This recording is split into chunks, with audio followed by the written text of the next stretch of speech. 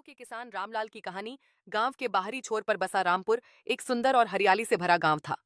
यहाँ के लोग खेती बाड़ी करके अपना जीवन यापन करते थे। उन्हीं में से एक थे रामलाल, जो बचपन से ही मिट्टी और खेती से जुड़े थे। उनके पूर्वज भी किसान थे और उन्होंने अपने पिता से ही खेती के गुर सीखे थे।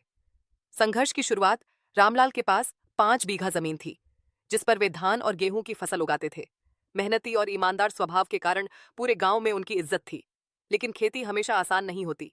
कभी बेमौसम बारिश उनकी फसल बर्बाद कर देती, तो कभी सूखा उनके लिए मुसीबत बन जाता। एक साल जब बारिश समय पर नहीं हुई, तब उनके खेत सूख गए और उनकी सारी पूंजी डूब गई। इस संकट के समय उन्होंने हिम्मत नहीं हारी। उन्होंने सरकार की योजनाओं के बारे में जानकारी ली और बैंक से कुछ कर्ज लिया। उन्होंने पारंपरिक खेती के साथ साथ आधुनिक तकनीकों को अपनाना शुरू किया। उन्होंने ड्रिप सिंचाई पद्धति अपनाई, जिससे पानी की बचत हुई और उत्पादन भी बढ़ा। किसानी में नई सोच रामलाल ने सिर्फ धान और गेहूं तक ही सीमित न रहते हुए सब्जियां और फलों की खेती शुरू की। उन्होंने जैविक खाद और कीटनाशकों का इस्तेमाल किया,